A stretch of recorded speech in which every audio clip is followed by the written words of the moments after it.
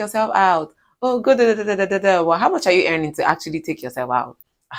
More is money. And sometimes you save the money for rainy day, and the very next minute it rains.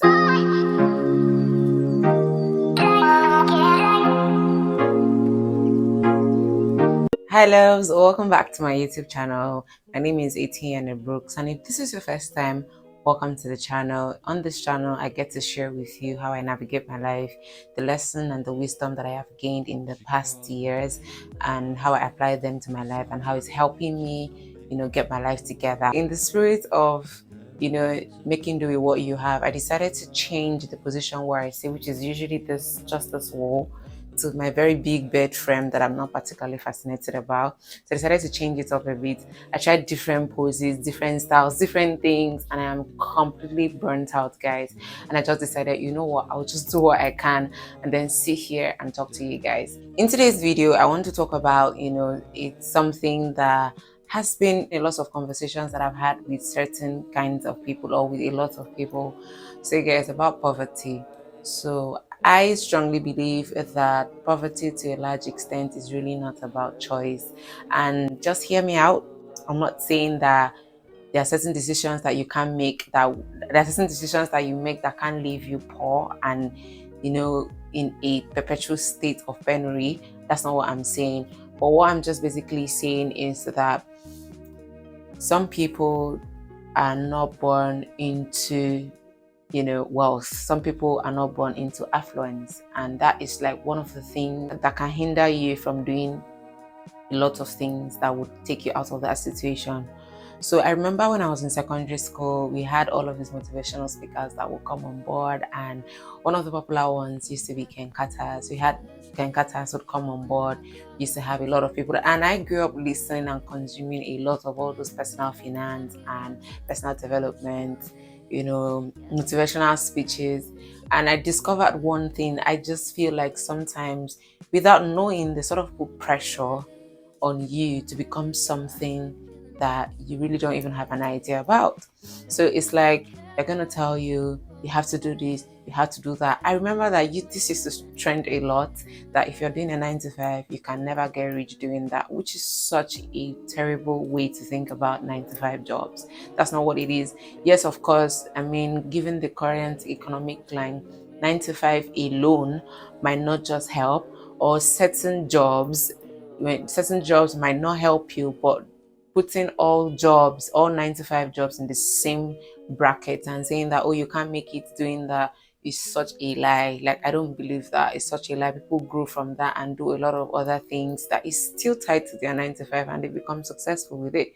So I used to listen to a lot of those things, and I had my own, I formed my own ideas, I formed my own opinions. And right here and now, I have discovered one thing. And if you're in your 20s like I am, and it looks like you're just at that stage where you don't even know where your money is going, you're making money, but it's not like you're spending it extravagantly, but it's like you do not know where it's going to. I just want to say that you should take a breather. Sometimes I look at my life and I'm like, I'm not spending this money on things that are not important. I'm spending this money on very basic things that I need in my day-to-day life. Then I turn around and I'm not meeting my financial goal because I'm not saving enough. And the truth is, there are certain career paths or there are certain things that we are very passionate about that in the beginning stages will not bring you so much money. If you're really passionate about something, for instance, for me, I was really passionate about the media. And when I came into Lagos, I really wanted to do the whole media thing. But I realized that the jobs that I was offered at the time could not pay my house rent. It would not even, take care of the basic things I wanted without leaving me in perpetual lack. And so I tried out other jobs, which, I mean, at the time I sort of thought, okay, maybe it's a lot better. And I did those jobs. And so in a bid to do certain jobs that are outside what you're passionate about, you find out that you spend so much time doing these jobs to get by, and almost no strength or no energy left to focus on the things that you're really passionate about. And these are things that I think 20s go through.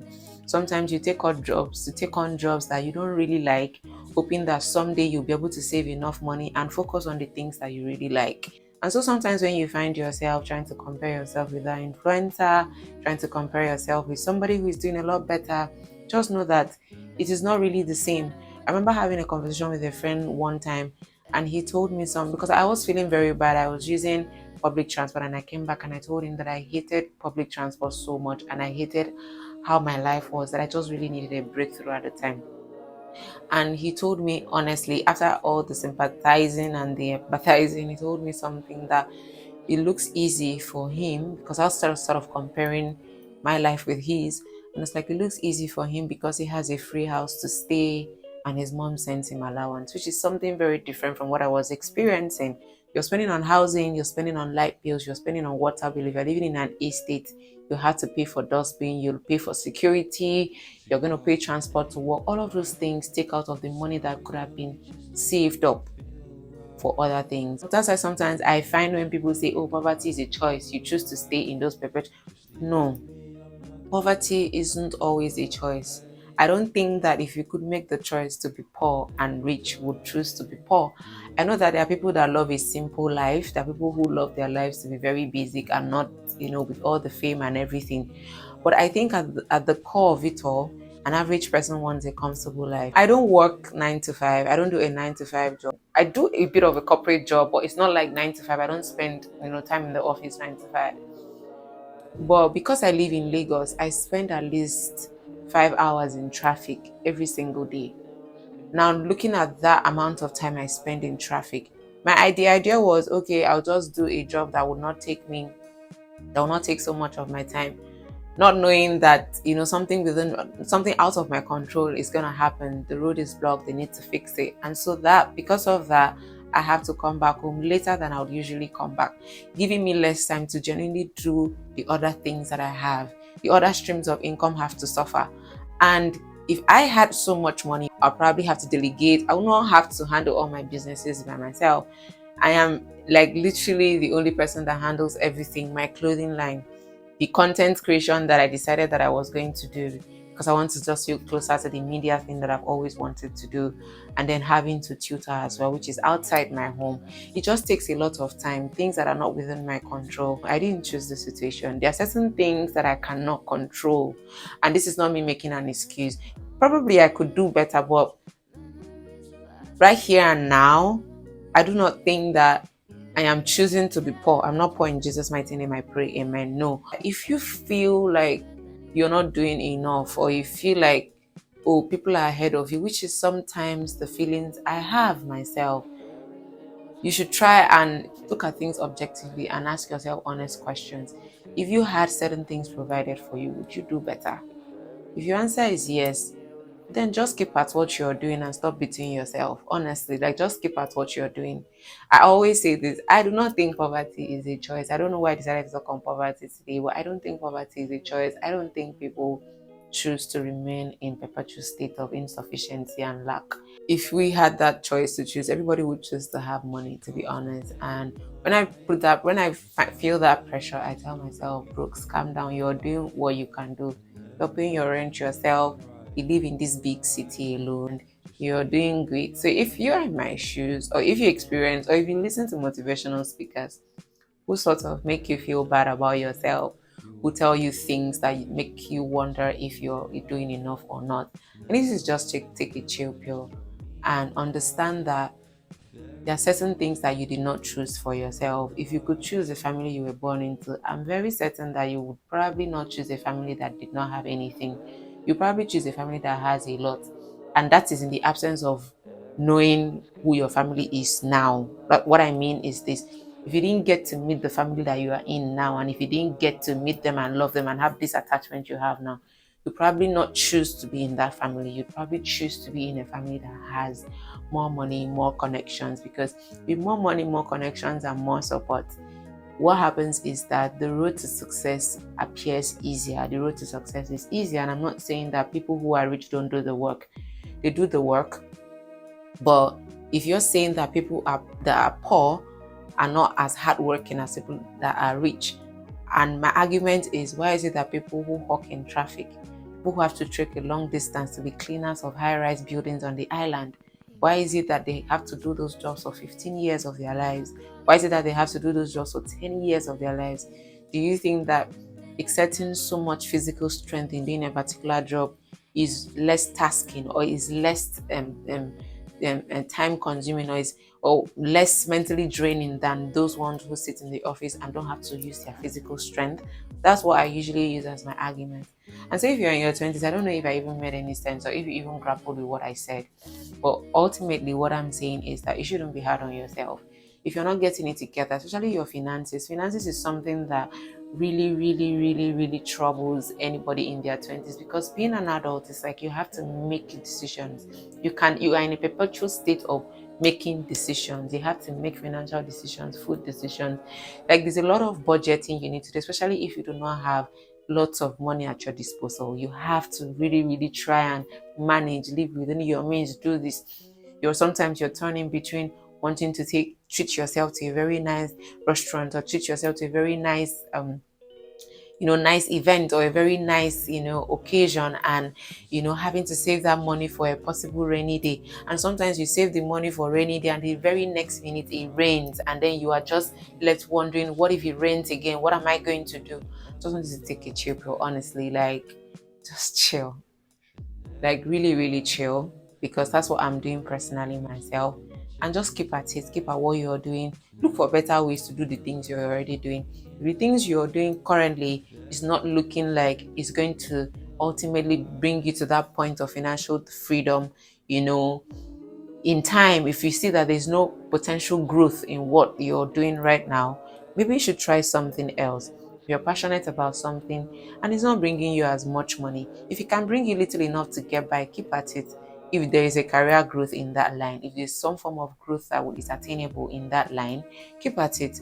But if not, re-strategize. I feel like that, like what I am doing now in my 20s, re-strategizing and making sure that I get this whole thing together. I figure it out. Hopefully I can. And if I don't live in a perpetual state of having to wonder what I'm going to do next, or having to wonder where my next money is going to come from. What I'm just saying is that I just want to get to a point where I am very stable when it comes to my finances. And I hope that you too, get to that point. I hope that as you listen to this video, you do not feel alone. You feel refreshed, that at least somebody like me is talking to you. Because sometimes when I watch other YouTube videos, like sometimes I don't feel like it caters for people who are not minimal. I don't know if you get my point. So you see a lot of things that you feel like, more is money that they are using. It looks very simple on the outside, but you're like, oh my god, I don't even have the money to do this. Like, I sometimes feel that way. You're taking yourself here. Oh, take yourself out. Oh, go da da da da da da. Well, how much are you earning to actually take yourself out? As often as you would love to take yourself out. So it feels good to, be here and talk and cater to people, or cater to ladies that, I've not gotten there yet in their finances. You're still, you cannot just remove money and spend it on a vacation that you love to go, or even how do you call it, a staycation at a beach house, which is something that I would love to do someday. But when you look at your finances, you're like, if I remove 100K now, I could just simply keep that money aside. So there's a lot of decision that you need to make. So I'm saying that you should not be hard on yourself. Just be reasonable in your spending. Don't be too hard on yourself. I hope that you figure it out. Or at least you gain some form of stability, and you're at a stage, or you're at a state of rest for longer, or for a longer period than you're at a state of, oh, what decision am I supposed to make? Oh my god, what am I supposed to do now? What am I supposed to do now?